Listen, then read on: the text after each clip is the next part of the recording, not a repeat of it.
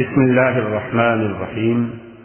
منہج corporation Jeddah برائے production و ڈسٹریبیوشن آپ حضرات کی خدمت میں قصص الانبیاء کا مبارک سلسلہ پیش کرنے کی سعادت حاصل کر رہا ہے۔ اب آپ اس مبارک سلسلے کا 11واں حلقہ سماعت فرمائیں۔ دو وجوہات مفسرین کرام نے لکھی ہیں۔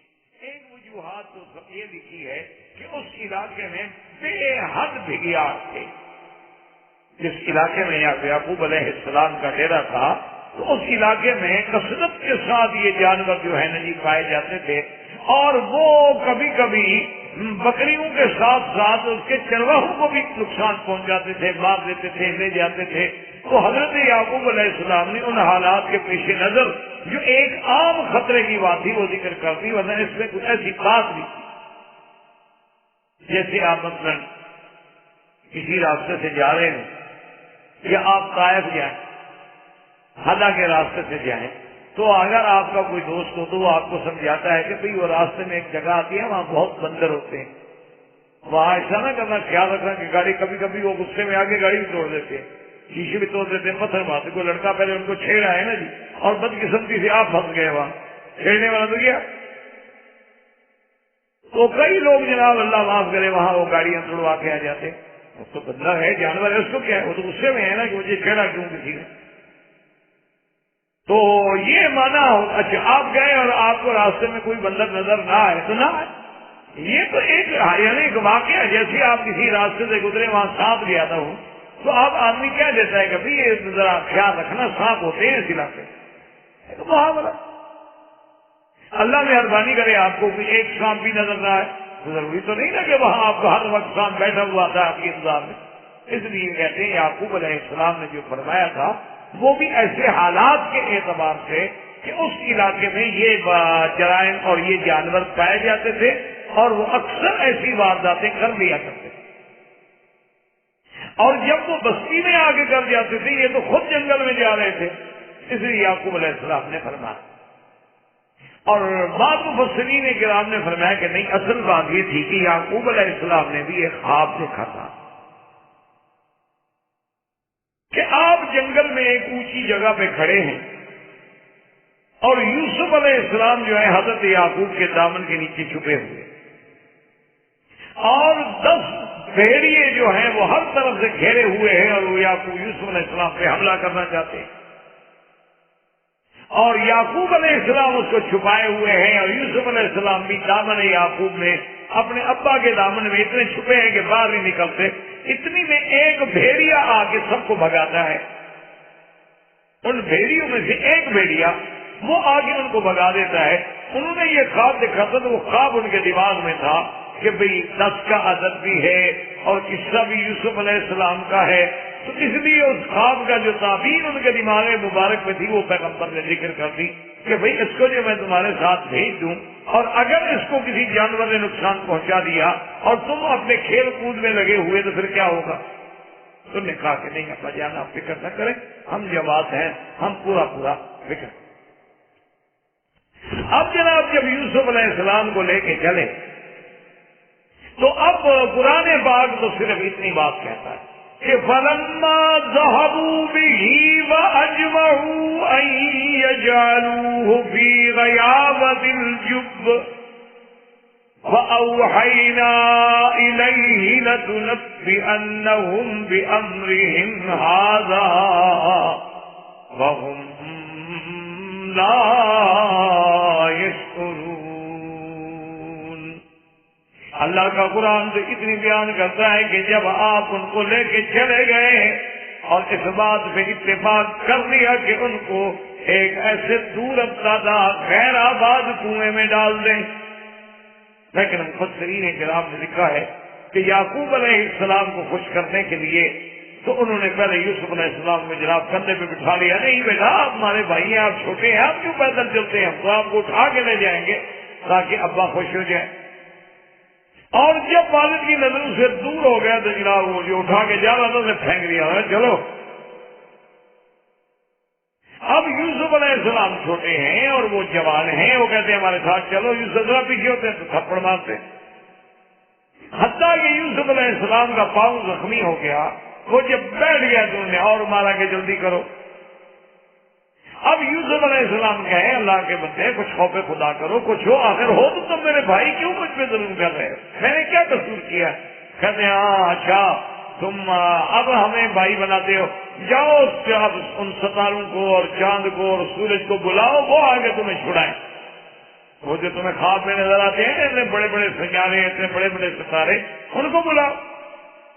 تو اسی طرح بہرحال ستاتے ہوئے، تکلیفیں دیتے ہوئے ان کو ایک ایسے کنویں پہ لے آئے، اور یہ کنواں جو ہے اس زمانے میں اس جگہ کا نام تھا دوتن۔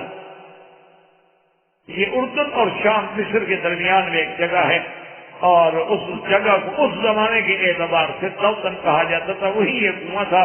اور بعض علماء یہ بھی کہتے ہیں کہ دراصل یہ اردن کے بادشاہ نے اس کنویں کو بنوایا تھا، اور یہ بڑا کنواں تھا تاکہ یہاں آبادی کی جائے اور یہاں کچھ لوگوں کو آباد کیا جائے۔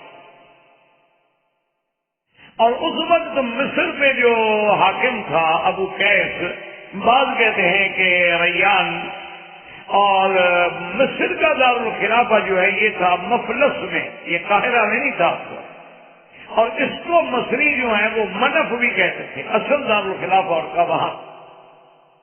اور یہ شام اور مصر کے درمیان میں جبرون کا مقام تھا جہاں سے یوسف علیہ السلام پیدا ہوئے تھے۔ تو یہ دوتن میں جو کنواں تھا یہ اوپر سے تو تنگ تھا، اندر سے بہت وسیع تھا، یعنی وہ اس انداز میں بنایا گیا تھا کہ اوپر سے تو نہیں بس وہ پانی کا ڈول ہی ڈالنا ہے، لیکن اندر اس کو بہت وسیع بنایا گیا تھا۔ اور اس کے اندر وہ ایک جگہ پر انہوں نے لکڑی کی ایک جگہ بھی بنائی تھی کہ کبھی کبھی اگر یعنی پانی اس کا بہت نیچے چلا جائے تو اتر کر لوگ اسی لکڑی پہ کھڑے ہو کے اس کی صفائی بھی کرتے تھے، اور وہاں سے پھر پانی۔ تو حضرت یوسف علیہ السلام کو لے کے آئے اور اس میں انہوں نے ڈالا، بعض کہتے ہیں کہ ڈول میں ڈال، لیکن صحیح روایات یہ ہیں کہ ڈول میں کیا ڈالنا تھا، جو قتل کرنے کے ارادے سے لائے تھے انہیں کون سی ہمدردی تھی کہ یوسف علیہ السلام کو چوٹ نہ لگے؟ انہوں نے دھکا دیا، لیکن اللہ نے جبریل علیہ السلام کی ذمہ داری دی، کیونکہ اللہ کے علم میں تو یوسف کا ایک مقام کہ اس کو آرام سے گرنے نہ دو، چوٹ بھی نہ لگنے دو، اور اس لکڑی پہ بٹھا۔ جبریل علیہ السلام کے لیے کیا مشکل تھا، انہیں آ کے بٹھا دیا۔ اب جناب یوسف علیہ السلام اس میں بیٹھے ہوئے ہیں، سوائے پانی کے کچھ نہیں۔ 3 دن 3 راتیں اکیلے یوسف علیہ السلام نے اس کنویں میں گزاری، اور نوجوان بچے اکیلے۔ اور بھائیوں نے علماء کہتے ہیں کہ وہ بھی جب تک انہوں نے کہا کہ بھئی یوسف علیہ السلام کے مسئلے میں ہم تسلی نہ کرتے اس وقت تک تو ہم نہیں جاتے، دیکھتے ہیں 2-3 دن، اور شکار کے لیے لوگ نکلتے تھے تو ہفتے جنگلوں میں رہتے تھے، تو یہی بات تو تھی۔ انہوں نے کہا یا تو 3-4 دن دیکھتے ہیں کہ بھی اندر کوئی چیز اس کو لڑ جائے، ڈس جائے اور مر جائے تو پھر ٹھیک ہے ہم دفن کر دیں گے، یا چلو یقین ہو گیا نا کہ یوسف علیہ السلام ختم ہو گیا، یا اگر کوئی قافلہ آتا ہے اور لے جاتا ہے پھر بھی ہمیں تسلی ہو جائے گی کہ کوئی اس کو لے گیا۔ تو اب جناب یہ ہوا کہ ایک قافلہ گزرا، اور یہ قافلہ جو ہے یہ مصر کی طرف جا رہا تھا، اور سابقہ کتابوں میں ہے کہ اس زمانے میں یہ خشک میوہ جو ہے نا جی، جیسے خشک ہے یعنی یہ نیجا، بادام اور یہ پستہ وستہ اور سنوبر، یہ چیزیں لے کے جاتے تھے، اور وہاں پہ وہ لے کے جا رہے تھے۔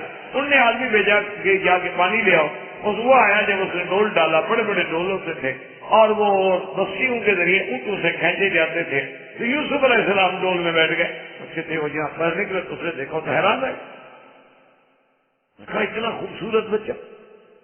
وَجَاءَتْ سَيَّارَةٌ فَأَرْسَلُوا وَارِدَهُمْ فَأَدْلَىٰ دَلْوَهُ قَالَ يَا بُشْرَىٰ هَٰذَا غُلَامٌ وَأَسَرُّوهُ بِضَاعَةً وَاللَّهُ عَلِيمٌ بِمَا يَعْمَلُونَ۔ اب جناب انہوں نے جب دیکھا اسے کہا بھائی مبارک ہو یہ تو اللہ نے ہمیں ایک ایسا خوبصورت غلام دے دیا ہے، یہ جو ہم سامان لے کے جا رہے ہیں تو سب سے قیمتی چیز تو یہ ہے بکنے۔ اتنا خوبصورت غلام، اور ہماری تو بس سب سنے کہ شادی ہو گئی، ہم جا کے مصر میں بھیج دیں۔ اور اسی اسنا میں بعض علماء فرماتے ہیں کہ بھائی جو تھے پہلے آ گئے ابے کے پاس، ابھی یوسف علیہ السلام کنویں میں تھے، لیکن قرآن مقدس جو ہے وہ تقدیم تاخیر کا قائل نہیں ہوتا کہ ہر بات کو تقدیم تاخیر سے ذکر کیا جائے یا ترتیب سے، مقصد تو ایک واقعہ کا بیان کرنا۔ یہ یہاں قافلہ کہتے ہیں کہ نکالنے کے فکر میں ہے، اور ادھر جو ہے بھائی جو تھے، اور بعض علماء فرماتے ہیں کہ کچھ بھائی جو ہیں وہ آ گئے، اور کچھ بھائیوں نے یہ تأثر دینے کے لیے کہ وہ یوسف کو ڈھونڈ رہے ہیں وہ کنویں کے قریب رہ گئے، اور جب یہ آئے تو یہ کس حال میں آئے، وَجَاءُوا عَلَىٰ قَمِيصِهِ، اور ایک جگہ قرآن کہتا ہے وَجَاءُوا أَبَاهُمْ عِشَاءً يَبْكُونَ، رات کے وقت روتے ہوئے جناب۔ علماء نے لکھا ہے کہ رات کو کیوں آئے، اس لیے کہ تھے تو جھوٹے رونے والے، سچے رونے والے میں اور جھوٹے رونے والے میں تو بڑا فرق ہوتا ہے نا۔ اب ایک آدمی ویسے آنسو بہا رہا ہو بہانا کر کے، اور ایک آدمی حقیقت رو رہا ہو تو بڑا فرق ہے، وہ تو آدمی دیکھنے والا سمجھ جاتا ہے کہ یار یہ تو مکر کر رہا ہے، کہاں ہے۔ تو اس لیے اب رات ہوگی تو ہمارے چہروں پہ نظر نہیں پڑے گی نا اچھی طرح، اس زمانے میں کوئی اتنی بڑی لائٹیں تو تھی نہیں، جہاد تھا، کریا تھا، اور رات کی اندھیرا جو ہے نا کچھ ہمارے گناہ پہ پردہ ڈالے گا تاکہ ہمارے چہرے کی کیفیت دیکھ کر بھی تو یعقوب علیہ السلام نہ بھاگ جائے نا، اس لیے جناب وہ شام کو آئے ہوتے۔ اسی لیے علماء نے لکھا ہے کہ کسی کے رونے سے بھی مظلومیت کا فیصلہ نہیں ہوتا، اسی لیے حضرت قاضی شرح کی خدمت میں ایک بزرگ بیٹھے ہوئے تھے کہ ایک عورت آئی اور اس نے آ کے جناب بڑا باویلا کیا، بڑی فریاد کی، بڑی روئی، میں مظلوم ہوں، میرے ساتھ ظلم ہوا، میرے ساتھ ظلم ہوا۔ وہ جو ساتھ بیٹھے تھے وہ بڑے متاثر ہوئے، انہوں نے قاضی شرح سے کہا کہ مہربانی کرو یار، اس بیچاری یہ تو مظلومہ ہے، اتنا ظلم ہے، دیکھو اس کے تو آنسو نہیں تھمتے، رو رہی ہے، اس کی پہلے فریاد سنو، اس کا کام کر دو۔ اس نے کہا اس کے رونے کو نہ دیکھو، جب تک کہ دوسری پارٹی کو میں نہ بلا لوں اس وقت تک میں فیصلہ نہیں کر سکتا، اگر صرف رونے کو دیکھنا ہے تو جاؤ اباؤ عشاء یبکون، روئے تو حضرت یوسف کے بھائی بھی بہت زیادہ، پھر صرف رونا تو کوئی دلیل نہیں ہو سکتا۔ اب جناب اس کے بعد قرآن کہتا ہے کہ انہوں نے آ کے کہا کہ قالوا یا ابانا انا ذهبنا نستبق وتركنا يوسف عند متاعنا فأكله الذئب وما أنت بمؤمن لنا ولو كنا صادقين۔ کہنے لگے ابا جان ہم گئے، ہم نے آپس میں اصل میں وہاں دوڑ میں مقابلہ کیا، نستبق کو سباق سے، کہ ہم نے دوڑ کے لیے مقابلہ کیا اور یوسف علیہ السلام کو بٹھایا کہ بھی سامان یہاں پڑا ہے، ہم تو مقابلے میں دوڑتے ہیں، کون پہلے پہنچا ہے، کون جلدی آتا ہے، تم سامان کا خیال رکھنا۔ ہم دوڑ میں لگ گئے اور خدا کی قدرت یہ ہے کہ وہاں ایک بھیڑیا آیا اور یوسف علیہ السلام کو اٹھا کے لے گیا۔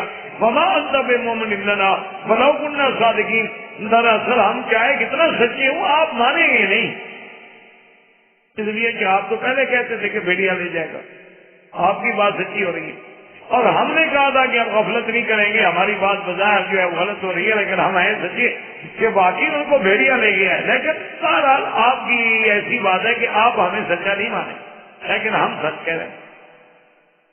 اللہ کے پیغمبر کے سامنے انہوں نے ایک اور دلیل کیا پیش کی، وَجَاءُوا عَلَىٰ قَمِيصِهِ بِدَمٍ كَذِبٍ، انہوں نے حضرت یوسف علیہ السلام کے قمیص پہ ایک بکرا لے کے، شکار کا کوئی جانور لے کے ذبح کر کے اس کا خون بھی لگا دیا۔ کہا ابا جان آپ ہماری بات نہ مانے دیں کہ یہ یوسف علیہ السلام کا قمیص یہ حملہ ہے۔ حضرت یعقوب علیہ السلام نے جب دیکھا تو انہوں نے فرمایا کہ بھائی بہرحال جو کچھ تم کہہ رہے ہو ٹھیک ہے، لیکن آج تک تاریخ میں اتنا ذہین اور اتنا شریف بھیڑیا نہیں دیکھا گیا کہ اس نے یوسف کو تو کھا لیا لیکن قمیص نہیں پھاڑا۔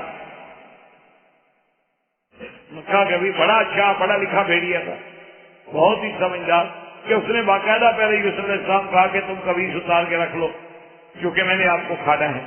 اچھا پھر کبھی اس کو خون بھی لگاتا ہے لیکن خون پھٹتا نہیں کبھی، اصل میں چونکہ علماء نے لکھا ہے کہ جھوٹ ہے وآفت الکذب النسیان، کہ جھوٹے آدمی کی سب سے بڑی بات یہ ہے کہ پھر بھولتا ہے اور کیا کرے، کیونکہ کوئی نہ کوئی بھول ہوگی تو جھوٹ پکڑا جائے گا نا۔ اصولی سی بات ہے کہ سچ بولا جاتا ہے اور جھوٹ جو ہے وہ گھڑا جاتا ہے۔ الصدق ینجی والکذب یہلک، صدق جو ہے وہ نجات کا ذریعہ بنتا ہے اور جھوٹ جو ہے وہ ہلاکت کا ذریعہ بنتا ہے۔ اس لیے اب جھوٹ تو بولا، لیکن جھوٹ بولنے کے لیے بھی تو جناب بڑے طریقے، اور پھر ایک جھوٹ کے لیے کئی جھوٹ بولنے پڑتے ہیں۔ انہوں نے بھی کئی بنائے، قمیص لائے، اس کو خون لگایا، لیکن جھوٹ جھوٹ ہے۔ اللہ کے نبی نے کہا قال بل سولت لکم انفسکم امرا فصبر جمیل واللہ المستعان علی ما تصفون۔ حضرت یعقوب علیہ السلام نے فرمایا کہ میرے بیٹے یہ سب تمہارے نفس کی شرارت ہے، اسی نے تمہیں سکھایا ہے، تم یہ ایک ڈرامہ بنا کے گھڑ کے قصہ کہانی لے کے آئے ہو، اور یہ بات بھی بلا کوئی عقل میں آنے کی ہے کہ جانور کسی پہ حملہ کرے اور اس کا کپڑے بھی نہ پھٹے، لیکن فصبر جمیل،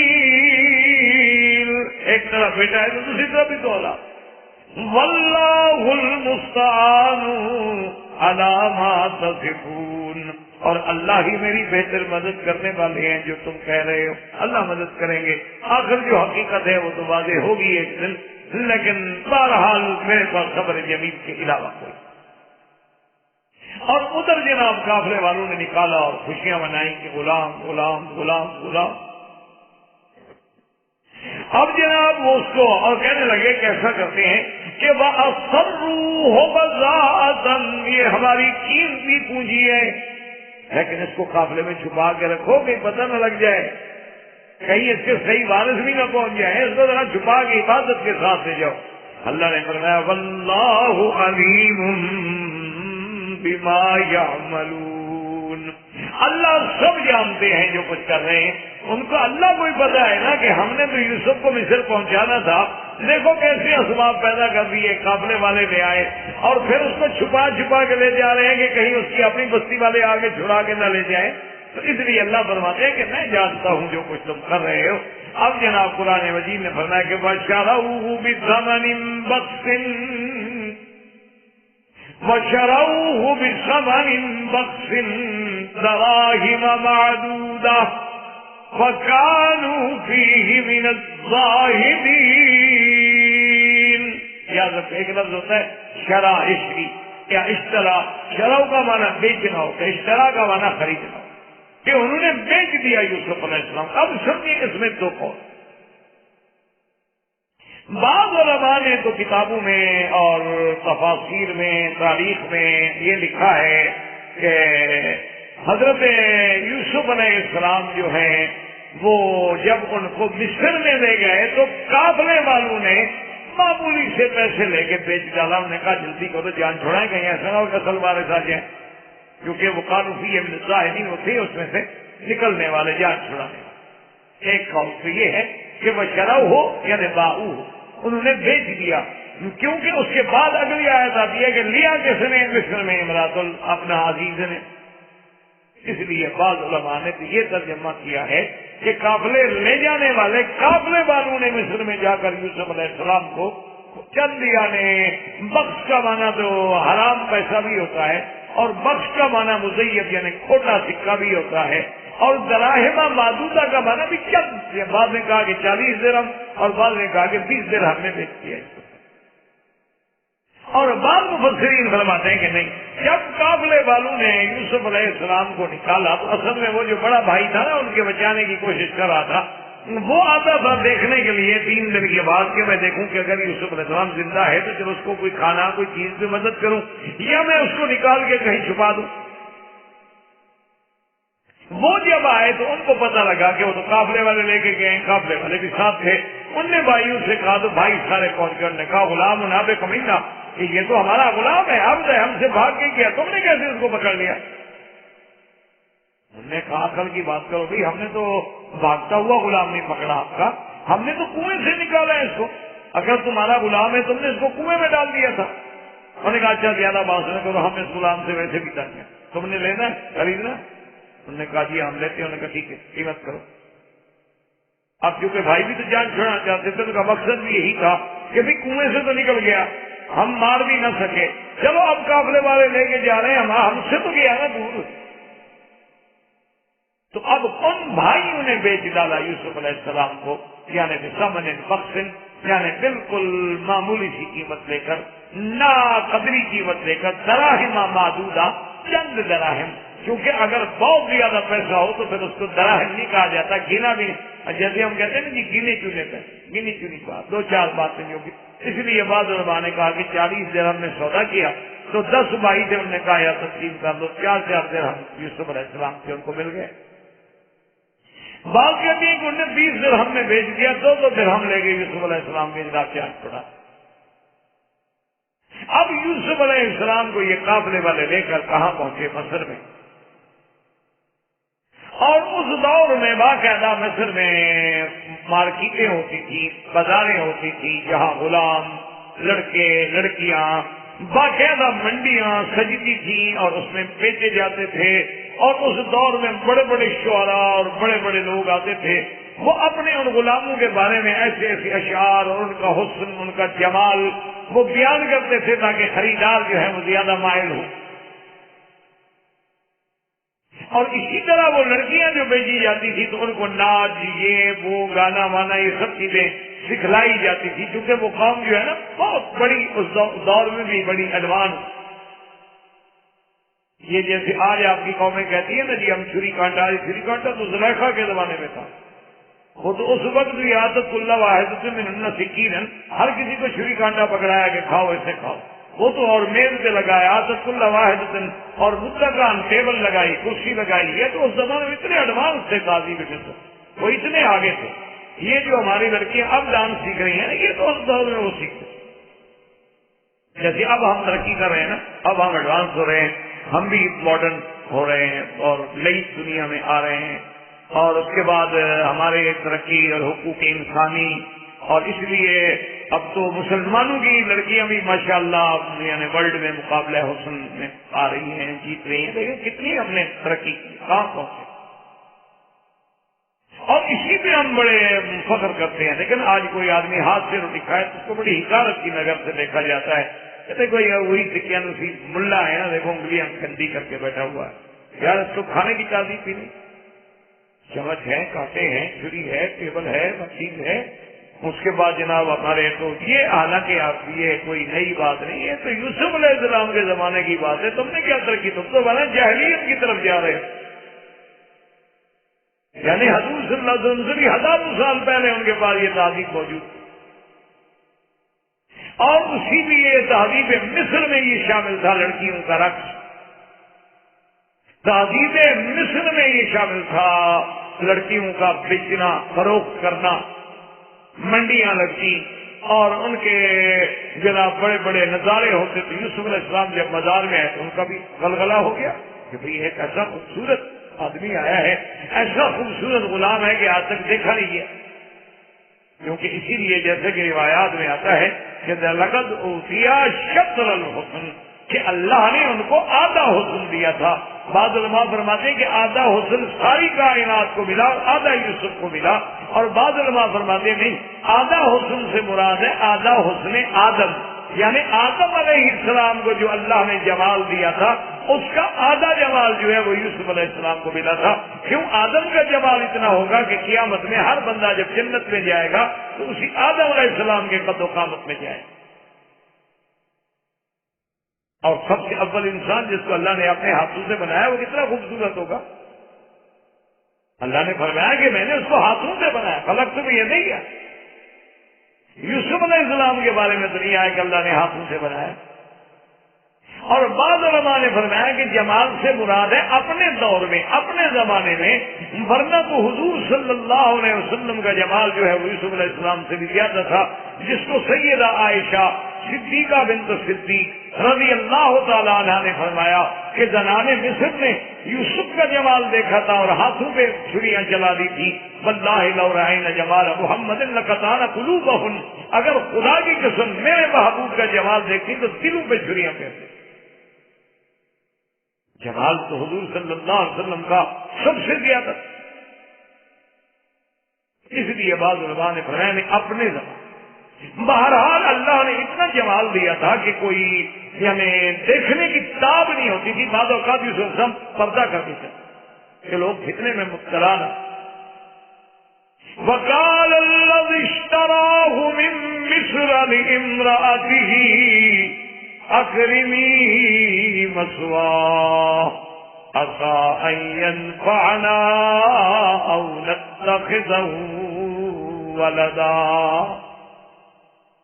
وكذلك مكنا ليوسف في الارض ولنعلمه من تأويل الاحاديث واللہ غالب على امرہ ولكن اکثر الناس لا يعلمون۔ اللہ پاک قرآن میں فرماتے ہیں کہ الذی اشتراہ، جس نے یوسف کو خریدا، وہ کون تھا؟ عزیز مصر۔ یاد رکھو یہ عزیز مصر جو ہے یعنی اس دور میں یہ وزیر خزانہ تھا، وزیر مالیہ، اور اس کی بیوی جو ہے بعض علماء نے کتابوں میں لکھا ہے اس کا نام رائیل ہے، اور بعض علماء نے کتب سابقہ کی روشنی میں لکھا ہے کہ اس کا نام زلیخا ہے۔ اصل یاد رکھیں کہ نام اس کا رائیل تھا اور زلیخا لقب، دونوں روایتیں جو ہے وہ درست۔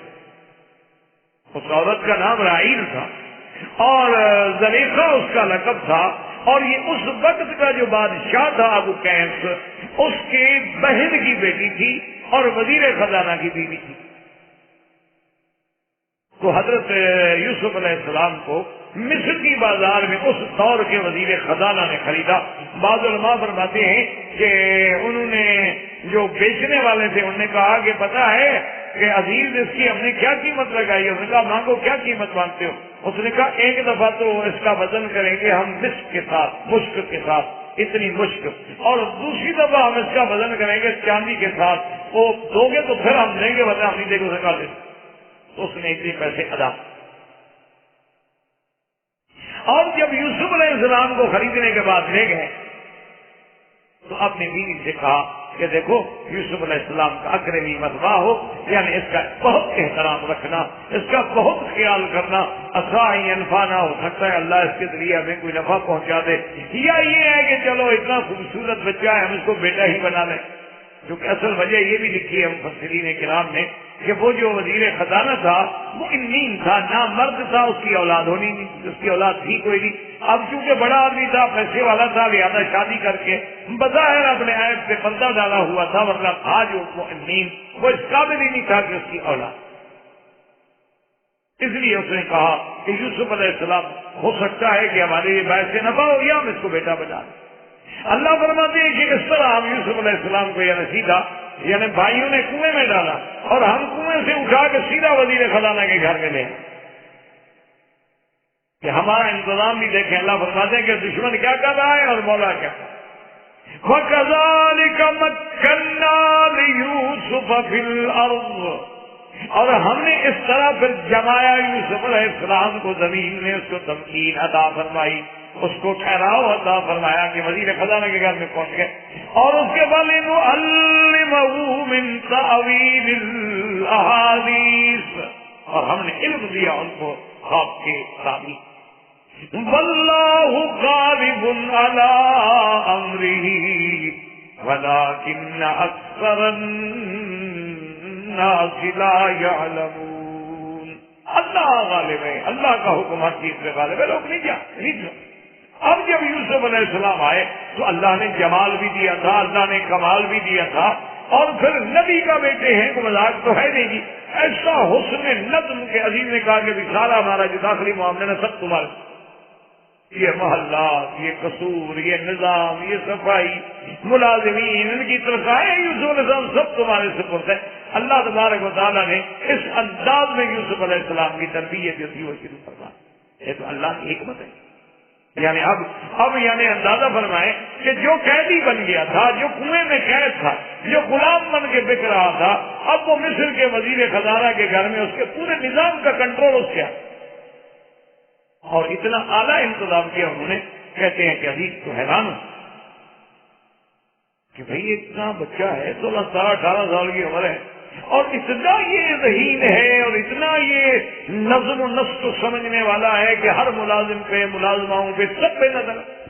فَلَمَّا بَلَغَ أَشُدَّهُ آتَيْنَاهُ حُكْمًا وَعِلْمًا، اور پھر جب وہ اپنے کمال رشد کو پہنچے، اللہ فرماتے ہیں ہم نے ان کو حکم بھی عطا فرمایا، علم بھی عطا فرمایا۔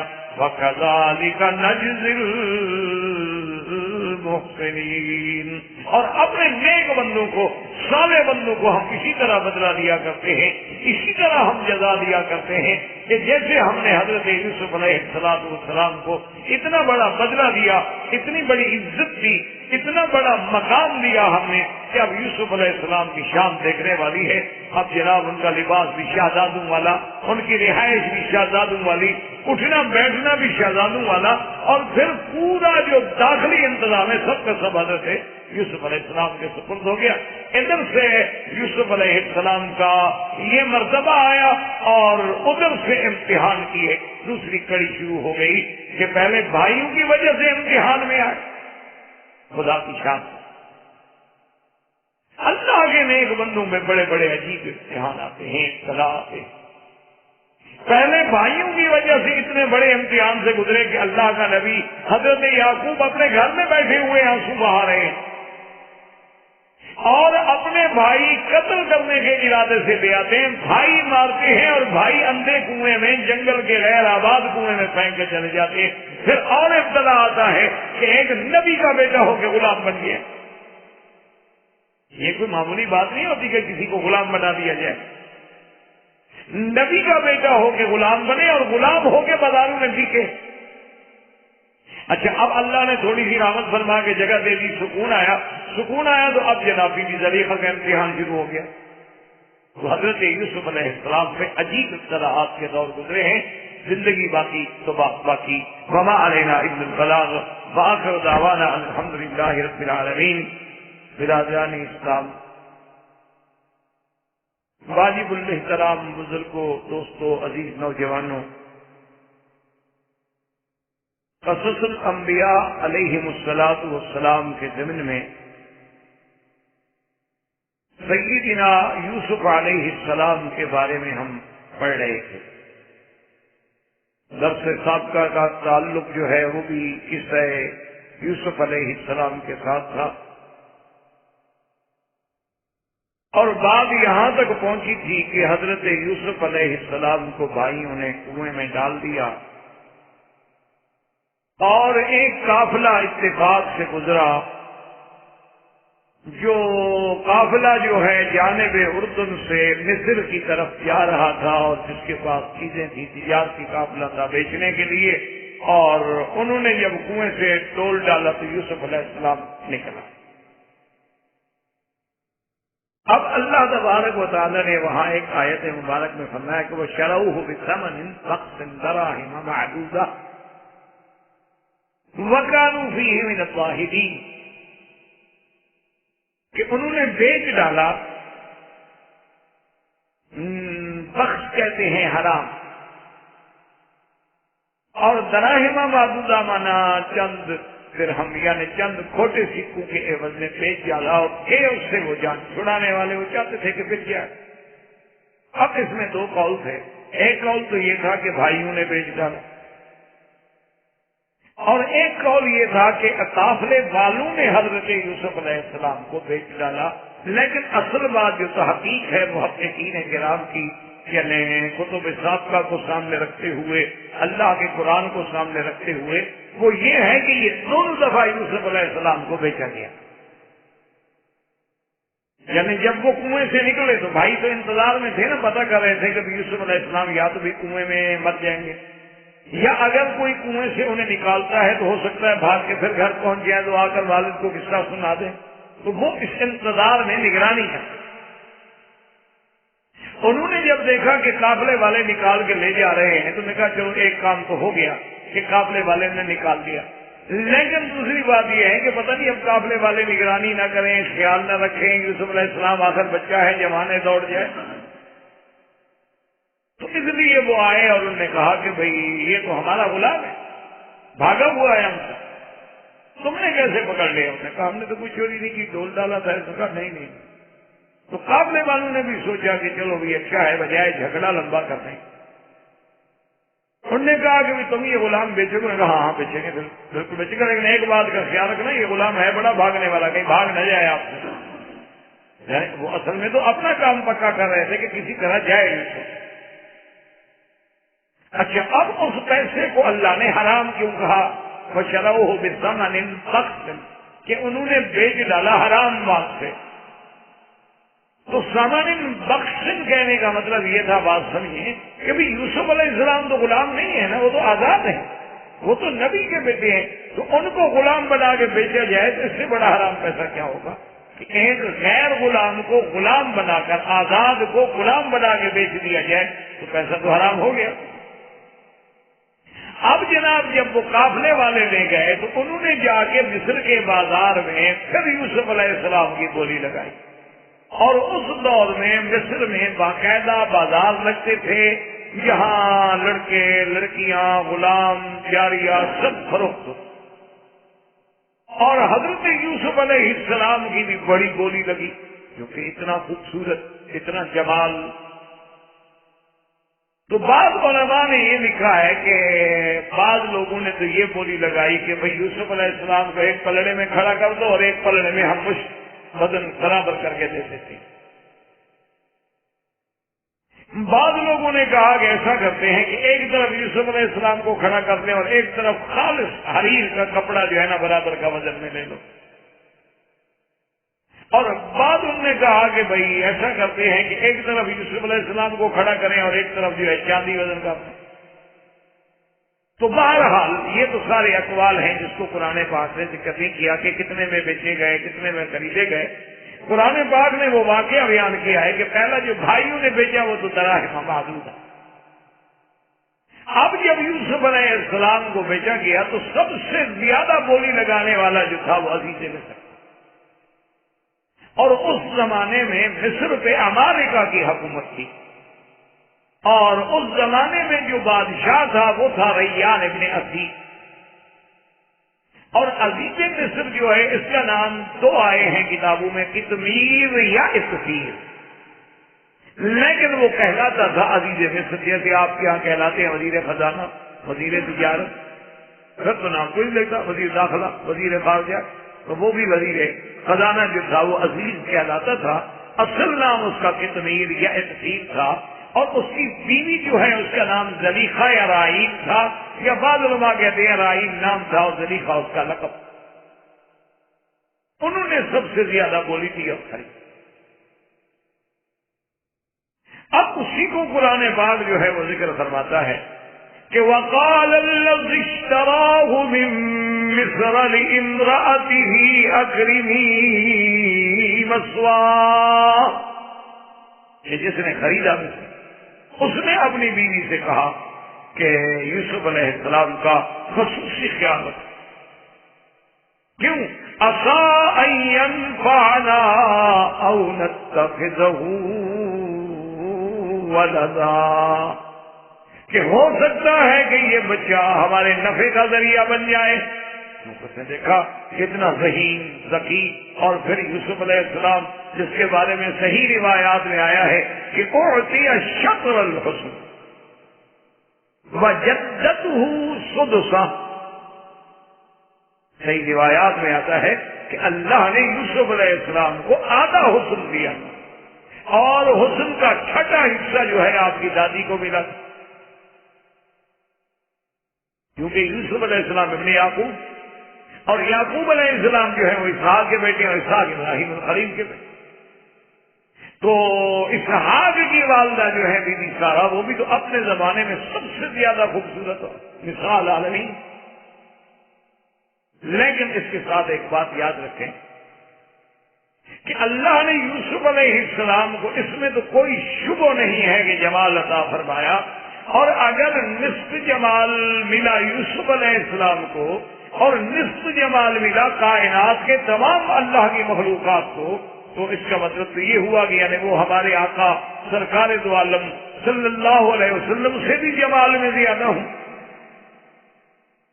اس لیے ایک مسئلہ سمجھ لیں، اس کے مفسرین نے، محدثین نے اور علماء کرام نے، اللہ ان کے محنتوں کو قبول فرمائے، انہوں نے کئی جواب دیے. انہوں نے کہا پہلی بات، ایک بات یاد رکھ لیں، اصولی بات، کہ جزوی فضیلت جو ہے وہ کبھی کسی کلی فضیلت کو متاثر نہیں کرتی. کیا مانا؟ ایک آدمی میں ایک فضیلت ہوتی. اللہ نے داؤد علیہ السلام کو آواز دیا، اب ان کی آواز کا اتنا حسن تھا، اتنا اس میں تاثیر تھی، اتنا اس میں درد تھا کہ جب آپ زبور پڑھتے تھے نا، پرندے اڑتے ہوئے بھی کھڑے ہوتے، اور جب آپ زبور پڑھتے تھے تو مچھلیاں پانی سے باہر آ جائیں. ایک خاص چیز ہے اللہ نے عطا فرمائی. اسی طرح اللہ تبارک و تعالی نے ایوب علیہ السلام کو صفت صبر سے نوازا. اسی طرح اللہ تبارک و تعالی نے مختلف انبیاء علیہ الصلوۃ والتسلیم کو بعض خاص ایک ایک چیز عطا فرمائی. اس لیے کسی نے بڑا خوب کہا ہے کہ اللہ نے حسن تو عیسیٰ کو بھی دیا، اللہ نے کمال تو موسیٰ کو بھی دیا، لیکن یہ ہے کہ اگر ان تمام کمالات کا مجموعہ دیکھا جائے تو وہ محمد رسول اللہ صلی اللہ علیہ وسلم کی تھا. اس لیے ہمیشہ یاد رکھیں کہ جیسے صفت حیا حضرت عثمان میں زیادہ تھی، صفت قضا یعنی فیصلہ کرنے کی قوت وہ حضرت علی میں زیادہ تھی. اچھا، حق کے لیے شجاعت اور سختی حضرت عمر میں زیادہ تھی، لیکن مجموعی طور پر جو فضیلت ہے وہ سیدنا ابی بکر کی تھی کہ افضل بعد رسول اللہ صلی اللہ علیہ وسلم. اس لیے ہمیشہ یاد رکھیں کہ اگر ایک طرف ہم صرف حسن کو دیکھیں گے، ایک طرف ہم صرف جمال کو دیکھیں گے، تو یہ جزوی فضیلت ہے جو ہمارے آقا کی کلی فضیلت کو قاطع نہیں ہو سکتی، نقصان نہیں ہو سکتی. کہ میرے مدنی میں تو صرف جمال نہیں، جمال بھی ہے، کمال بھی ہے، جلال بھی ہے، رحمت بھی ہے، خلق عظیم بھی ہے. وہ تو مجموعہ ہے خوبیوں کا کہ کائنات حسن جب پھیلی تو لامحدود تھی، اور جب سمٹی رسول پاک ہو کر رکھے. ایک بات، دوسری بات یاد رکھیں، علماء نے فرمایا کہ حسن جو ہے وہ دو قسم کا ہوتا ہے. ایک ہوتا ہے حسن صباحت اور ایک ہوتا ہے حسن ملاحت. حسن صباحت کا معنی کیا ہوتا ہے کہ بھئی خوبصورتی ہے اور رنگ ہے. اچھا، بات ایسے ہوتا ہے کہ اس میں تھوڑا سا بالکل خالص سفید تو نہیں ہے، وہ ہلکا سا سانولا پن بھی آتا ہے، ہلکا سا گندمی رنگ بھی آتا ہے، لیکن اس ملاحت میں جو کشش ہے وہ صباحت میں نہیں ہوتی. یعنی آج بھی آپ دیکھ لیں بہت سارے علاقے جو ٹھنڈے علاقے ہوتے ہیں نا، وہاں کے لوگ بڑے گورے ہوتے ہیں. اچھا، اسی طرح مثلا ایک چھوٹی سی مثال میں عرض کر دوں، آپ کیونکہ مکے میں رہتے ہیں اور مکے میں رہنے والے آدمی کو ہر ملک سے سابقہ پڑتا رہتا ہے، ہر ملک کی قوم سامنے آتی رہتی ہے. آپ مصر کے لوگ دیکھیں ماشاءاللہ بڑے خوبصورت ہیں، لیکن جو پورٹ سوڈان کے لوگوں کے چہرے میں کشش ہے وہ مصر کے چہرے میں نہیں ہوگی. وہاں صرف سفیدی ہوگی، لیکن وہاں جو ہے سفیدی اور سفیدی کے ساتھ وہ جو اللہ نے، وہ چونکہ اصل میں سوڈان میں زیادہ لوگ کالے تھے، وہ بہت سفید تھے، تو درمیان میں اللہ نے ایک ملاحت پیدا. تو یہ تو قدرتی بات، فطری بات، جو حسن جو کشش اس میں ہوتی ہے وہ وہاں نہیں ہوتی. اس لیے بعض علماء نے فرمایا کہ وہاں قباحت تھی اور میرے مدنی کے جمال میں ملاحت. اس لیے پھر حضور کا جمال ایک وجہ سے زیادہ ہو. اور تیسری بات یاد رکھیں کہ یہ قاعدہ ہے عربی میں کہ جب متکلم کلام کرے نا وہ خود شامل نہیں ہوتا. جب متکلم کوئی بات کر رہا ہو نا، متکلم کہتے ہیں کلام کرنے والے، تو متکلم جو ہے اس میں شامل نہیں ہوتا. یعنی حضور نے فرمایا اوتیا یوسف شطر الحسن، یوسف علیہ السلام کو آدھا حسن دیا گیا، یعنی حضور کے ماں سوا، حضور شامل نہیں اس میں، جو کہ متکلم کبھی شامل ہی نہیں ہوتا. متکلم جب بات کرے گا تو ہم نے ان کو دیا ہے، اس کا مطلب یہ نہیں کہ میں نے بھی خود لیا ہے. متکلم کبھی اس میں شامل. اور چوتھا جواب اس کا علماء کرام نے یہ دیا ہے کہ ایک ہوتا ہے حسن منقسم اور ایک ہوتا ہے حسن مطلق اور غیر منقسم. کیا مطلب؟ ایک چیز ہے وہ قابل تقسیم، بس میرے پاس 20 ریال ہے، اب یہ قابل تقسیم ہے کہ ایک ایک ریال دے دوں تو 20 آدمی کو مل جائے گا، 2 ریال دے دوں تو 10 آدمی کو مل جائیں گے، 5 ریال دے دوں تو 4 آدمی کو مل جائیں گے، 4 ریال دے دوں 5 آدمیوں کو مل جائیں گے. قابل تقسیم ہے. لیکن اب اگر میں سخاوت کروں اور اینک تقسیم کر کے دینا چاہوں تو کیسے دوں؟ یہ تو ناقابل تقسیم چیز ہے، یا تو ساری دے دوں نا کسی کو. اب میں کہوں کہ نہیں جناب میں آدھی آپ لے لیں اور آدھی جناب آپ ڈاکٹر صاحب دے دیں، وہ آدھی کیا کریں گے بیچارے؟ رسی ڈال کے ایک آنکھ کو لگائیں گے. تو اس لیے اسی طرح ایک حسن ہوتا ہے جمال منقسم قابل تقسیم، اور ایک جمال ایسا ہے جو ناقابل تقسیم. تو انہوں نے کہا کہ یوسف تو اس جمال میں حصہ لے رہے ہیں جو منقسم تھا، اور محمد مدنی کا جمال جو ہے وہ تو تھا ہی غیر منقسم، اس کو تو شامل کرنے کا کوئی سوال ہی پیدا نہیں ہوتا. اس کو کیسے شامل کیا جا سکتا ہے؟ وہ تو حسن مطلق تھا اور حسن غیر منقسم تھا کہ جس کی تقسیم کی ہی نہیں اللہ نے، کہ آگے کسی کو دیا ہو اور نبی کو بھی دیا ہو. اس لیے بھی حضور پاک صلی اللہ علیہ وسلم کا جمال جو ہے وہ سب سے زیادہ ہے. کہ جیسے کہ انہوں نے کہا کہ وہ تو سب کو جمع کرے لیکن تو تنہا جاری، محمد بدری اکیلے جو ہیں اللہ نے ان کو اتنا جمال.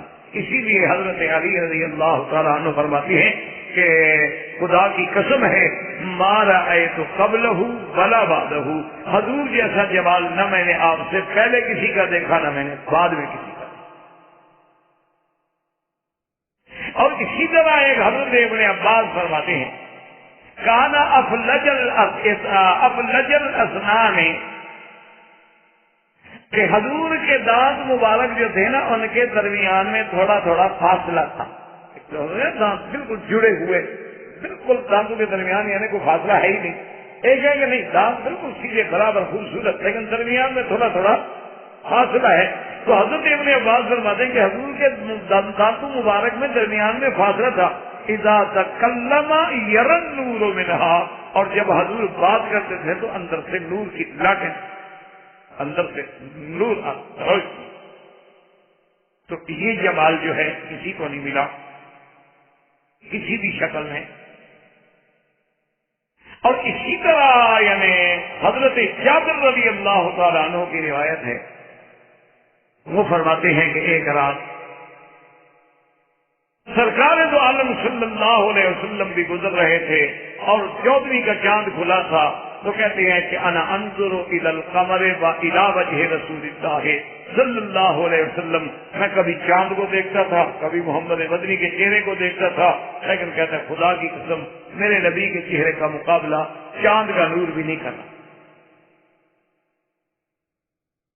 اسی لیے سیدہ عائشہ نے فرمایا تھا کہ ایک تو لوگوں کا سورج ہے اور ایک میرا سورج ہے، لنا شمس وللآفاق شمس، کہ ایک میرا سورج ہے ایک لوگوں کا سورج ہے. اور میں ان کا سورج تو صبح طلوع ہوتا ہے اور میرا سورج طلوع ہی رات کو ہوتا ہے. یعنی جب اندھیرا چھا جاتا ہے دنیا کا سورج بے نور ہو جاتا ہے تو میرے بدری کا چہرہ چمک اٹھتا. اسی طرح بعض روایات میں یہ بھی آیا ہے کہ بی بی عائشہ فرماتی ہیں کہ ہم گھر میں کوئی کام کر رہے ہوتے، کوئی سلائی کر رہے ہوتے، کوئی کپڑا سی رہے ہوتے، اتفاق سے سوئی گر گئی، اندھیرا ہے، لائٹ تو ہوتی نہیں تھی، دیے جلائے جاتے تھے. اچھا کبھی دیا جلانے کے لیے بھی وہ نہ گھی ہوتا تھا نہ تیل ہوتا تھا. تو اب اگر حضور تشریف لے آتے اور حضور بات فرماتے تو اتنی روشنی ہوتی کہ ہم وہ چیز اٹھا لیتے تھے. تو یہ جمال جو ہے جمال محمد مصطفیٰ ہے اور اس کا مقابلہ دنیا کا کوئی جمال نہیں کرتا. رخ مصطفیٰ ہے وہ آئینہ کہ ایسا دوسرا آئینہ نہ کسی کی بزم خیال میں، نہ دکانیں آئی نہ ساز میں. یہ تو ایسا جمال ہے جس کا کوئی تصور نہیں. لیکن حضرت یوسف کا جمال بھی تمام دنیا میں سب سے زیادہ ہوتی ہے شطرف کو. تو جب عزیز مصر نے دیکھا کہ بھی ایسا جمال، اور یہ دیکھیے اصولی بات ہوتی ہے کہ آدمی کا چہرہ جو ہے نا جی، وہ اس کے ذہانت پہ، اس کے قابلیت پہ، اس کی متانت پہ، اس کے بردباری پہ، اس کے عالم ہونے پہ، اس کے جاہل ہونے پہ، اس کے بدھو ہونے پہ، چہرہ سب سے بڑا یعنی اس کی دلیل. یہ آدمی چہرہ دیکھ کے فوراً اندازہ لگا لیتے ہیں کہ یہ آدمی ذہین ہوگا یا یہ آدمی جو ہے غبی ہوگا. اور خاص طور پہ یہ عرب لوگ جو ہیں یہ اس قیافے میں تو یہ بہت بڑے ماہر ہوتے ہیں. یہ اتنے ماہر ہوتے ہیں قیافے کے کہ آپ حیران ہو جائیں گے. ایک دفعہ میں پرانی بات ہے ریاض میں گیا، ایک بازار سے میں گزر رہا تھا تو ایک بوڑھا بدو یعنی بالکل جیسے خالص عرب ہوتے ہیں نا عربی، وہ اٹھا اور بڑی محبت سے مجھے ملا. اس کے بعد اس نے مجھے بٹھایا اپنی دکان پہ. قہوہ وغیرہ بھی عرب ہوتے ہیں، فیاض ہوتے ہیں، عربوں میں تو اللہ نے ایک جواہر رکھے ہیں. اور اس کے فوراً بعد مجھے پوچھا کہ باب العمرہ میں فلاں جگہ پر ایک عالم ہے پاکستانی، وہ درس دیتے ہیں اور پگڑی باندھتے ہیں، تم ان کے لڑکے تو نہیں ہو؟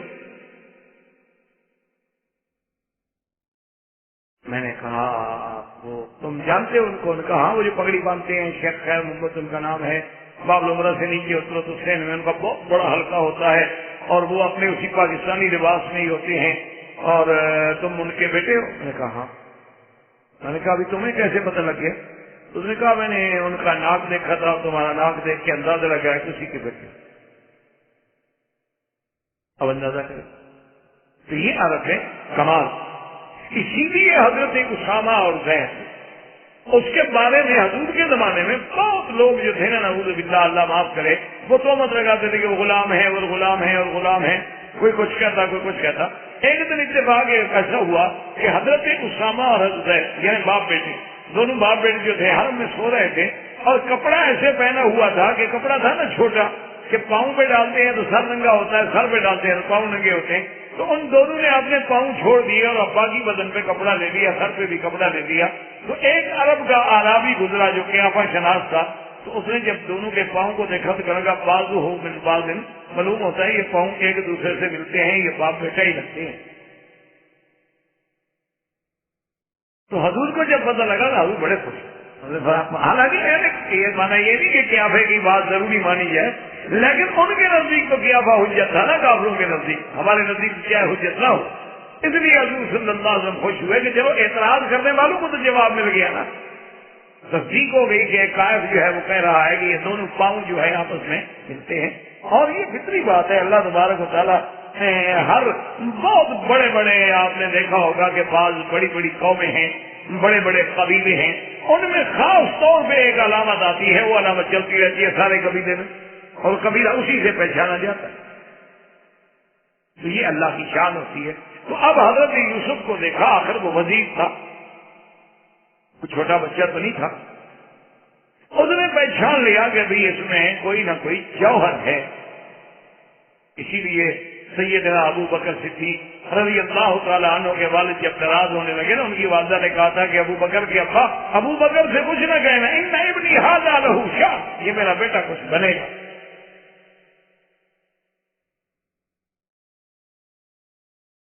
تو اب جناب جب اس نے کہا کہ ان کا بڑا بڑا خیال رکھنا، خصوصی نگہداشت، خاطر مدارات، یہ ہمارے لیے ہو سکتا ہے اللہ کوئی نفع کا ذریعہ بنا دے، یا ہم اس کو خود بیٹا ہی بنا دیں، کیونکہ وہ اس کا بیٹا کوئی نہیں تھا. وزیر خزانہ جو ہے اس کا بیٹا کوئی نہیں تھا، نابلد تھا. بلکہ بعض کتابوں میں کتب سابقہ میں یہ بھی آتا ہے کہ وہ تھا ہی نہیں، نابلد تھا، اولاد کے قابل ہی نہیں. اس لیے قرآن نے بس اتنا کہا کہ اس نے اتنا کہہ دیا کہ سائی انفانا اور نتخذہ ولدا وَكَذَلِكَ مَكَّنَّا لِيُوسُفَ فِي الْأَرْضِ وَلِنُعَلِّمَهُ مِنْ تَأْوِيلِ الْأَحَادِيثِ وَاللَّهُ غَالِبٌ عَلَىٰ أَمْرِهِ ولكن أكثر الناس لا يعلمون۔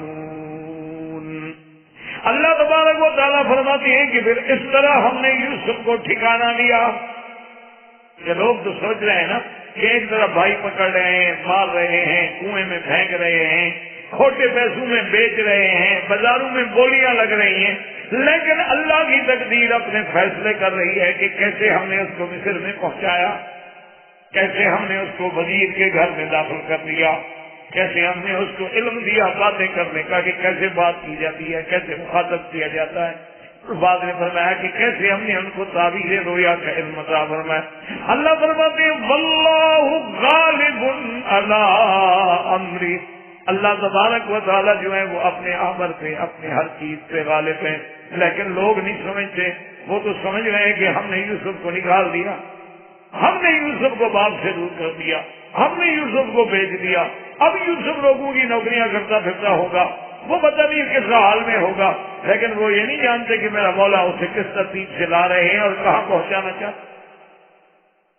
وَلَمَّا بَلَغَ أَشُدَّهُ آتَيْنَاهُ حُكْمًا وَعِلْمًا، اللہ نے فرمایا کہ جب حضرت یوسف علیہ السلام اپنے کمال عقل کو پہنچے، بعض علماء فرماتے ہیں 33 سال، اکثر علماء فرماتے ہیں کہ 40 سال، اللہ فرماتے ہیں ہم نے ان کو حکمت بھی اور علم بھی عطا فرمایا۔ تو بعض علماء نے فرمایا کہ یہیں سے اشارہ ہے نبوت کا کہ حکم بھی دیا اور ہم نے علم بھی دیا۔ وَكَذَلِكَ نَجْزِي الْمُحْسِنِينَ، اور اللہ فرماتے ہیں کہ صرف یوسف پہ موقوف نہیں، ہم اپنے صالح بندوں کو اسی طرح بدلہ دیا کرتے ہیں۔ تو ہم نے اس کو علم بھی دیا، ہم نے اس کو حکم بھی دیا۔ اب یوسف علیہ السلام نے تو چند دنوں کے اندر جناب پورے منسٹر کے گھر کا جو نظام تھا نا سارا اپنے کنٹرول میں لے لیا۔ تو حیران ہو گیا وزیر کی اتنا اچھی ترتیب سے یوسف علیہ السلام چلا رہے ہیں میرے گھر۔ اب جناب یوسف علیہ السلام کے لیے ایک اور امتحان شروع ہوا، اور وہ امتحان یہ تھا کہ امراۃ العزیز جو ہے اس کے دل میں یوسف علیہ السلام کے حسن نے، جمال نے اتنا اثر کیا کہ وہ حضرت یوسف علیہ السلام کو نعوذ باللہ ان پہ عاشق ہو گئی، اور انہیں اپنے راستے پر بہلانے کے لیے اس نے اب حرف استعمال کرنا شروع۔ اس کو قرآن کہتا ہے وَرَاوَدَتْهُ الَّتِي هُوَ فِي بَيْتِهَا عَن نَّفْسِهِ وَغَلَّقَتِ الْأَبْوَابَ وَقَالَتْ هَيْتَ لَكَ قَالَ مَعَاذَ اللَّهِ إِنَّهُ رَبِّي أَحْسَنَ مَثْوَايَ إِنَّهُ لَا يُفْلِحُ الظَّالِمُونَ۔ اب اللہ کے قرآن کو سمجھیں، قرآن کہتے ہیں وَرَاوَدَتْ، راودت کا معنی ہوتا ہے کسی کو بہلانا، کسی کو پھسلانا، کسی کو اپنی طرف مائل کرنا مراودہ سے۔ لیکن یہاں مشکل بات یہ ہے، ایک بات رکھیں کہ وراودت ہو یہ مفاعلہ ہے، اور جب باب مفاعلہ ہو تو وہ دونوں طرف سے ہوتا ہے، ایک طرف سے نہیں ہوتا۔ کیا مطلب؟ مزاربہ یعنی مفاعلہ، اس نے بھی مارا اس نے بھی مارا، دونوں نے ایک دوسرے کو مارا۔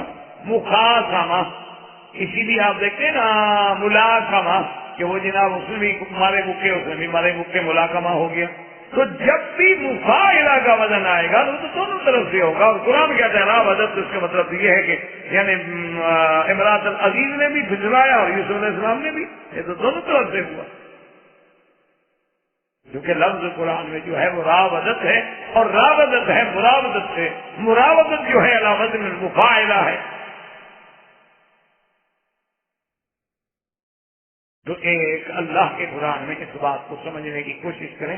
اس کی وجہ یہ ہے کہ ہم تو قرآن پڑھ کے چلے جاتے ہیں نا، لیکن دشمن ایسا نہیں کرتا، وہ تو ڈھونڈتا رہتا ہے نا باتیں۔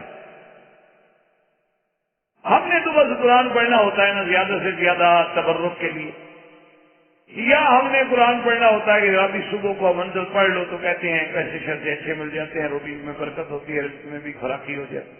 ہم تو اس لیے قرآن پڑھتے ہیں. یا کوئی بندہ مرنے لگا تو پڑھتے ہیں کہ جو جلدی مر جائے. اور اگر کوئی بڑا آدمی ہے تو پھر قبر پہ بھی بیٹھ کے پڑھتے ہیں کہ چلو مرنے والا تو مر گیا لیکن ہماری تو 1 مہینے کی روزی بنا گیا نا, 4 حافظوں کو روٹی کھاتے ہیں. اور پھر اس نے قرآن پڑھنا ہے تو اس کو کھانا بھی اچھا دینا پڑتا ہے. تو ہم نے تو, لیکن دشمن تو قرآن پڑھتا ہے اعتراض کرتا ہے. وہ تو قرآن میں ایک لفظ بھی مل جائے تو طوفان کھڑا کر دیتے ہیں پوری دنیا کو. کہتے ہیں آپ کیسے کہتے ہیں کہ نبی معصوم ہوتے ہیں؟ قرآن کہہ رہے راوت تو اس نے بھی بہلایا, اس نے بھی بہلایا. آپ کا کیسے دعویٰ ہے کہ اللہ کے نبی پاک ہوتے ہیں؟ اور پھر وہ یہ کہتے ہیں کہ جب ایک پیغمبر جو آپ کے نزدیک نبی ہے اگر وہ ایک عورت کو بہلا پھسلا سکتا ہے تو ہماری کیا حیثیت ہے؟ ہم بھی بہلا سنا سکتے, ہم سے بھی ایسی بات ہو سکتی ہے. تو اس لیے ہمیشہ یاد رکھیں کہ یہاں لفظ تو ہے راودت ہو, لیکن محاورات عرب میں کبھی کبھی لفظ مفاعلہ ہوتا ہے لیکن دونوں جانب سے نہیں ہوتا, ہوتا ایک جانب سے ہے لیکن وزن مفاعلہ ہوتا ہے. جیسے کہ کوئی حاکم یا بادشاہ کہے عاقبت اللص, میں نے چور کو سزا دی, اس کا معنی یہ تھا کہ چور نے مجھے بھی سزا دی. وہاں بھی وزن مفاعلہ ہے لیکن ایک طرف ہے, دو طرف نہیں. اچھا اسی طرح جیسے عرب کے محاورات میں ہوتا ہے کہ داویت المریض, میں نے مریض کو دوا دی, علاج کیا. اب یہ معنی سنا ہے کہ مریض نے میرا علاج کیا, اس نے مجھے دوا پلائی, میں نے مریض کو دوا پلائی, اس لیے کہ یہاں مفاعلہ ہے. تو یہاں ایک طرف سے ہے وزن مفاعلہ ہے لیکن ایک طرف سے ہے. یہ کوئی قاعدہ کلیہ نہیں ہے کہ مفاعلہ ہو تو دونوں طرف سے. ایک جواب یہ اپنے ذہن میں رکھ لیں کہ مفاعلہ دونوں طرف سے ہوتا ہے اکثر, لیکن کبھی کبھی ایک طرف سے بھی ہوتا ہے. جیسے افعال تفضیل, مانا تو یہ ہوتا ہے نا افعال تفضیل کا بھی, یہ سب سے اچھا ہے. جیسے آپ کہیں نا جی کہ فنجان تو یہ بھی اچھا ہے لیکن یہ سب سے اچھا, مانا یہ بھی اچھا تو ہے لیکن یہ سب سے اچھا ہے. لیکن کبھی کبھی افعال تفضیل اپنے معنی میں نہیں ہوتا. جیسے آپ روز اذان میں کہتے ہیں اللہ اکبر, اکبر تو افعال تفضیل ہے, یعنی اللہ بہت بڑا ہے. بہت بڑا ہے تو چھوٹے تو ہیں, پھر جب وہ بہت بڑا ہے تو پھر اور ایک بڑا بھی ہے, بڑے کے ساتھ اور چھوٹے بھی ہیں, اور یہی تو پھر کافر کہتے ہیں. وہ بھی تو کہتے ہیں کہ بڑا ہے لیکن یہ سارے چھوٹے چھوٹے اسی کے ہیں. اس لیے یہاں اکبر جو ہے افعال تفضیل اپنے معنی میں نہیں آتا بلکہ بمعنی کبیر ہے, اور اس کا معنی اللہ کی کبریائی اور بڑائی کا اعتراف ہے. یہ معنی نہیں کہ وہ بہت بڑا ہے لیکن اس سے کوئی بڑا ہے تو اس سے کوئی اور چھوٹا بھی ہے, اس معنی میں وہ استعمال ہی نہیں. تو اسی لیے یہاں سمجھ لیں کہ وراودت ہو مفاعلہ تو ہے لیکن ایک کیا ہے. اور اس کا ایک اور جواب جو علماء محققین نے دیا ہے نا وہ اور بھی لطیف ہے. وہ کیا, وہ کہتے ہیں کہ ایک طرف ہوتا ہے فاعل اور ایک طرف ہوتا ہے سبب. سبب نہ ہو تو فاعل نہیں ہوگا, فاعل نہ ہو تو سبب نہیں ہوگا, تو دو چیزیں تو ہو گئی. یعنی بات کو ذرا سمجھیں, کیونکہ قرآن کا ایک آیت سمجھ لو تو بہتر ہے 10 سپارے پڑھنے سے. 10 سپارے پڑھ جائیں اور سمجھ ایک آیت کی بھی نہ ہو تو اس کا تو کوئی فائدہ نہیں. اچھا وہ کیا مانا مثلاً کہ عاقبت اللص, ہم نے چور کو سزا دی. تو عاقب تو معاقب تک ہے لیکن چور نے چوری کی, سبب تو بنا نا چوری, تبھی تو سزا دی نا. تو دونوں طرف سے کچھ ہو گیا, ایک طرف سے فاعل ہوا ایک طرف سے سبب ہوا. داویت المریض, ہم نے مریض کی دوا کی, تو مریض تھا تو دوا کی نا, ورنہ کس کو دوا پلاتے؟ تو اس کا مرض جو تھا وہ سبب بنا دوائی پلانے کا, تو دونوں کا عمل دخل ہو گیا, ایک طرف سے سبب ہو گیا اور ایک طرف سے دوا پلانا ہو گیا. اب دیکھیں قرآن کو سمجھیں کہ وراودتہ التی ہو فی بیتہا, اور پھسلایا اور بہلایا اس نے, لیکن اس کا کام پھسلانا ہے لیکن سبب تو حسن یوسف ہے. اگر یوسف اتنے حسین نہ ہوتے تو کبھی اتنے بڑے وزیر کی بیوی ہو کر اپنے غلام کے ساتھ کو بات کرتی یا اپنے ملازم کو اہمیت دیتی جو خریدا ہوا ہے. ان کے نزدیک تو حضرت یوسف غلام تھے نا, خریدے ہوئے. اشترا, اس نے تو حضرت یوسف کو خریدا ہے. اور آپ جانتے ہیں کہ خریدے ہوئے غلام کی کیا حیثیت ہوتی ہے. آج کل آپ کو پتا ہے، اللہ معاف فرمائے، اللہ معاف فرمائے، کہ بعض ملکوں میں لوگ عورتیں لڑکیاں بیچ دیتے ہیں، وہ دوسرے پیسے دے کے شادی کرتے ہیں، اس لڑکی بیچاری کی ساری زندگی کیا قیمت ہوتی ہے؟ وہ خریدی ہوئی، ذرا بات گھر بکواس مت کرو، کون سی میرے گھر میں آئی ہو جناب جہیز لے کر؟ کوئی برات لے کے گیا تھا میں تمہیں لینے کے لیے؟ میں تمہیں خریدا ہے تم، لہٰذا جو میں کہوں گا تمہیں کرنا ہوگا۔ تو جب خریدی ہوئی بیوی کا کوئی مقام نہیں تو خریدے ہوئے ملازم کی کیا حیثیت ہوگی؟ اس لیے اصل سبب جو تھا وہ حسن یوسف تھا، تو اب دونوں طرف سے آ گیا نا، ایک طرف سے اس کا پسلانا اور دوسری طرف سے سبب جمال یوسف۔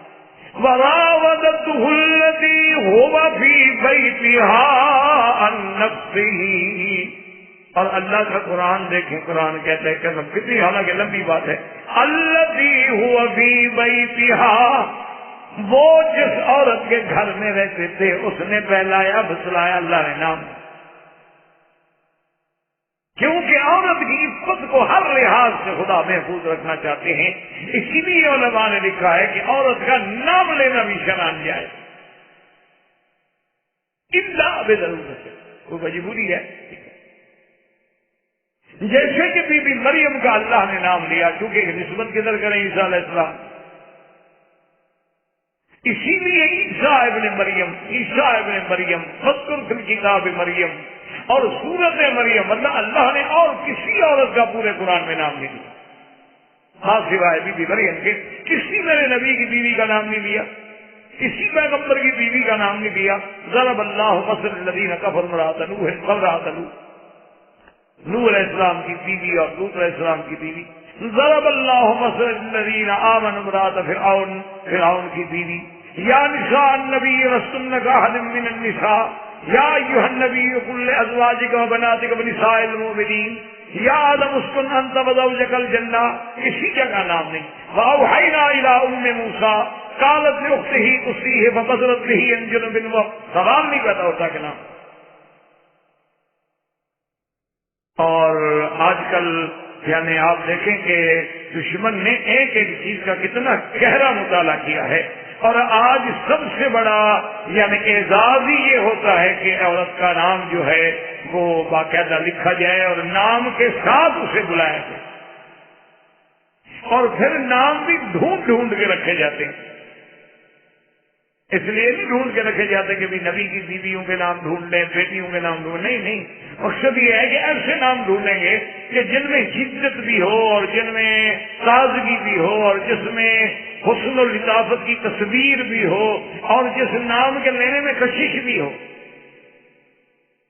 حالانکہ اسلام کہتا ہے عورت کے تو نام پہ بھی پڑتا ہے، اس لیے قرآن نے اب دیکھو حالانکہ کتنی بڑی بات تھی کہ اللہ کے نبی کو وہ نعوذ باللہ پٹڑی سے اتارنا چاہتی ہے، لیکن قرآن پھر بھی نام نہیں لے، حالانکہ اتنا بڑا جرم کر رہی، قرآن نے پھر بھی پڑھا کہ وراودته التي هو في بيتها عن نفسه وغلقت الابواب وقالت هيت لك۔ اب پہلے تو اس نے جناب پہلایا پھسلایا کہ ہر وقت جناب بن سمر کے اس کے سامنے آنا، اس کے ساتھ جناب بڑی پیار کی لطافت کی باتیں کرنا یوسف علیہ السلام سے، اور بار بار یوسف علیہ السلام کو دیکھنا، اور ہر انداز سے اس نے کوشش کی، جب دیکھا بھی یوسف علیہ السلام کو تو کوئی اثر ہی نہیں ہوتا۔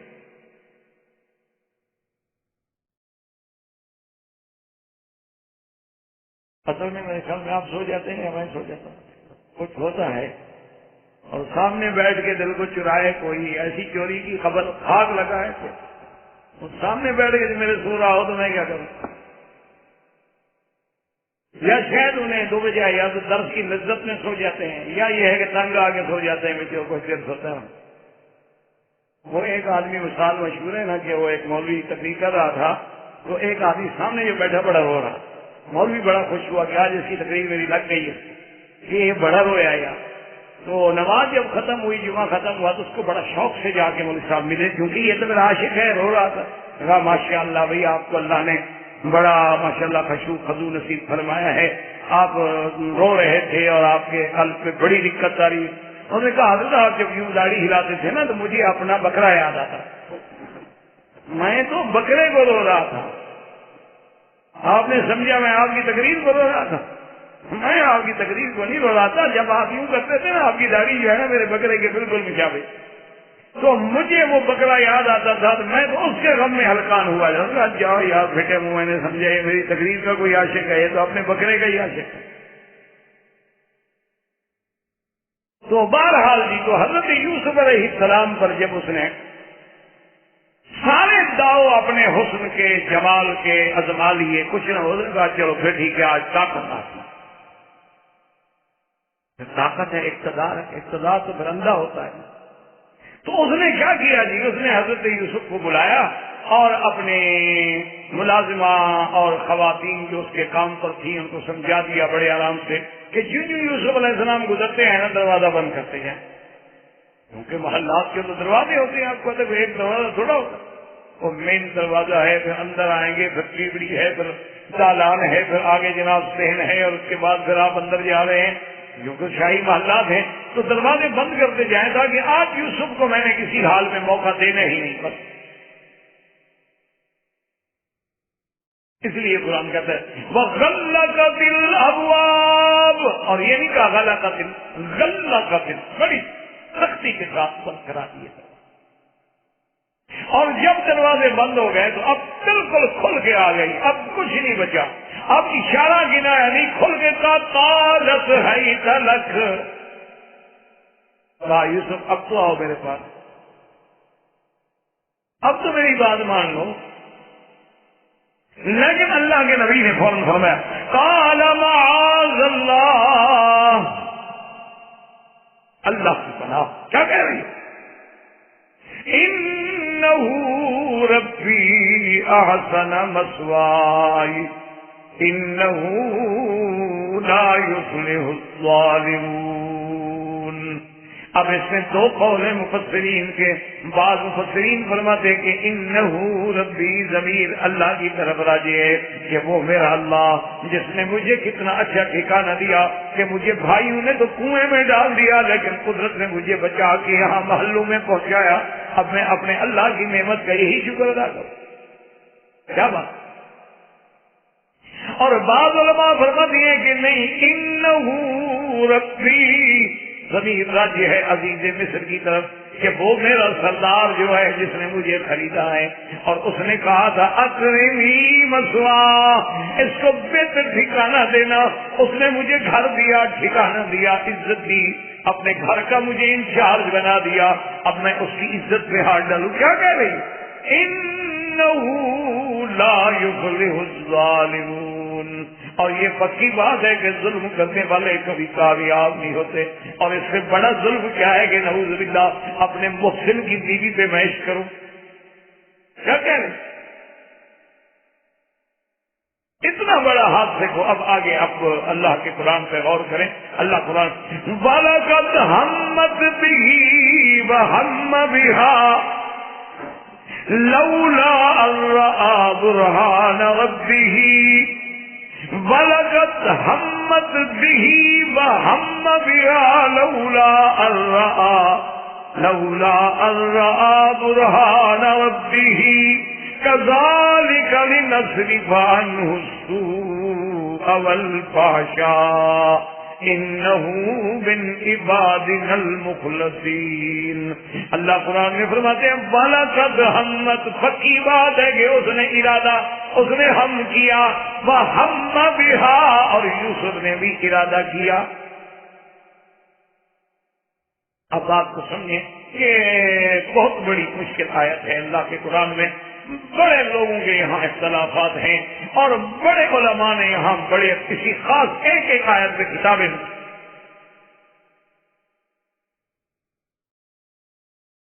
وہ کیسے کہ وہ کہتے ہیں کہ بی بی زلیخا نے بھی ارادہ کیا اور یوسف نے بھی ارادہ کیا. وہ کہتے ہیں نبی بھی اگر اس بات کا ارادہ کر لیں تو بڑا مسئلہ ہے. اللہ آپ فرمائے کہ نبی تو معصوم ہوتے ہیں. یعنی بی بی زلیخا کو چونکہ قرآن کہہ رہا ہے کہ بی بی ہمت اور آگے وہی لفظ ہے ہمہ بہا، تو اس لیے اس پر جو لمبی بحثیں ہیں وہ تو میں نہیں کرنا چاہتا. اس لیے کہ اگر ہم صرف اسی آیت کے ابحاظ کو شروع کریں تو پھر 8-10 درس تو صرف اسی آیت پہ ہم پڑھتے رہے بیٹھے رہے. اس لیے خلاصہ میں عرض کر دیتا ہوں کہ یاد رکھیں کہ ایک تو لفظ ہے ہم، اور ایک ہے حاجز، ایک ہے خاطر، ایک ہے حدیث النفس، اور ایک ہے عزم۔ یہ مراحل ہوتے ہیں دل میں، یعنی پہلے ہم، پھر ہم سے بنتا ہے حاجز، حاجز کے بعد خاطر، خاطر کے بعد حدیث النفس، حدیث النفس کے بعد اب عزم۔ تو یاد رکھیں کہ ہم سب سے کم درجہ ہیں، اس لیے بعض علماء فرماتے ہیں کہ اگر اتنے درجے کا ہم ہو بھی تو وہ گناہ نہیں ہوتا، کہ دل میں خیال کا آ جانا، خیال کا آنا دل میں جو ہے، یا کسی وسوسے کا دل میں گزر جانا، انہیں کہتے ہیں وہ تو عیب ہے ہی نہیں، گناہ ہے ہی نہیں۔ تو اگر حضرت یوسف علیہ السلام کے دل میں بھی ہم آیا یا خیال آیا تو وہ تو ایک وسوسے کی حد تک ہے، اور جو اللہ کے ہاں بھی قابل مواخذہ نہیں ہے، قابل معافی ہے، تو پھر اس کو ہم یہ تصور ہی کیوں کریں کہ یوسف علیہ السلام سے گناہ ہوا؟ گناہ تو ہوا ہی نہیں، تو ہم میں پھر ایک جواب یہی آ کہ بھئی وہ تو حاجز بھی نہیں بنا، خاطر بھی نہیں بنا، حدیث نفس بھی نہیں بنا، وہ عزم بھی نہیں بنا، وہ تو صرف ہم تھا، اور کم سے کم درجہ جو ہے وہ ہم ہے ایک۔ اور دوسری بات یاد رکھیں کہ ایک حدیث مبارک ہے میرے آقا کی سرکار دو جہاں صلی اللہ علیہ وسلم کی، آپ نے فرمایا کہ انسان من ہما بحسنۃ، جب آدمی اپنے دل میں کسی نیکی کا ہم کرے، ارادہ کرے، اللہ فرماتے ہیں فرشتے کو لکھ لو۔ اللہ میاں اس نے کیا تو نہیں ہے، ارادہ ہی کیا ہے، ارادہ کیا ہے کہ یار آج رات جو ہے نا انشاءاللہ جا کے جلدی سو جائیں گے، صبح کی نماز حرم نہیں پڑھیں۔ بھائی حرم کی جماعت کا جو مزہ آتا ہے وہ مسجد کی جماعت کا نہیں آتا۔ بھائی یار کیا ہے، نماز پڑھ کے جلدی آ جائیں گے، وہ لیکن نماز حرم میں پڑھیں، ارادہ کہ نہیں جا سکا۔ اللہ فرماتے کبھی ارادہ تو کیا نا اس نے۔ آپ نے دیکھا ہوگا نا بعض اوقات تبلیغی جماعت والے بزرگ جب آتے ہیں نا تو وہ جب لوگوں کو تیار کرتے ہیں کہتے ہیں اچھا میاں چلو نہ چلو نیت تو کر لو۔ بھائی نیت کر لو وقت لگانے کی، نہ جانا، کیونکہ نیت المومن خیر من عملہ، نیت ہی اچھی ہوتی ہے اور نیت میں ہی ثواب ملنا شروع ہو جاتا ہے، چاہے آپ نہ بھی کر سکے۔ تو حضور نے فرمایا کہ اللہ فرماتے ہیں فرشتے سے کہ میرے بندے نے ہم کیا ہے، چاہے نہیں کر سکا نیکی لکھ دو، اگر کرے تو پھر تو 10 گنا لکھ دو۔ اگر اسی ہم پر عمل کر کے نیکی کر لی، من جاء بالحسنۃ فلہ اجر امثالھا، 10 گنا لکھ دو۔ اچھا جب من ہم بسیئۃ، اس نے برائی کا ارادہ کیا، اللہ فرماتے ہیں نہ لکھ، کیوں اس نے برائی کی تو نہیں نا۔ اچھا اگر کر لے تو 1 لکھو۔ اچھا برائی کا ارادہ کیا لیکن پھر چھوڑ دیا، برائی کا ارادہ کیا لیکن اللہ کے خوف سے چھوڑ دیا، اللہ فرماتے یہ بھی نیکی لکھ لو کہ چلو دل میں ارادہ تو آیا تھا اس کے برائی کا، لیکن پھر میرے خوف سے اس نے چھوڑ تو دیا نا، تو لہٰذا یہ بھی اس کی نیکی ہے۔ تو بعض علماء فرماتے ہیں کہ اگر ہم بھی ہو اور اس کے بعد یوسف علیہ السلام نے اس پہ عمل نہیں کیا تو وہ بھی تو نیکی لکھی جائے گی، تو لہٰذا یوسف علیہ السلام کا اس میں گناہ کیا؟ یوسف علیہ السلام کا اس میں کوئی گناہ نہیں۔ 2 باتیں۔ تیسری بات یہ یاد رکھیں کہ ہمارا جو ہمارے اکابر کا، علماء کا تحقیق بھی ہے اور عقیدہ بھی ہے کہ اللہ کے تمام انبیاء ہر چھوٹے بڑے گناہ سے پاک، ہم نبیوں کو معصوم کہ اللہ کے نبی گناہوں سے پاک، اگر اللہ کے نبی سے بھی گناہ ہوتا تو پھر دشمن چھوڑ دے،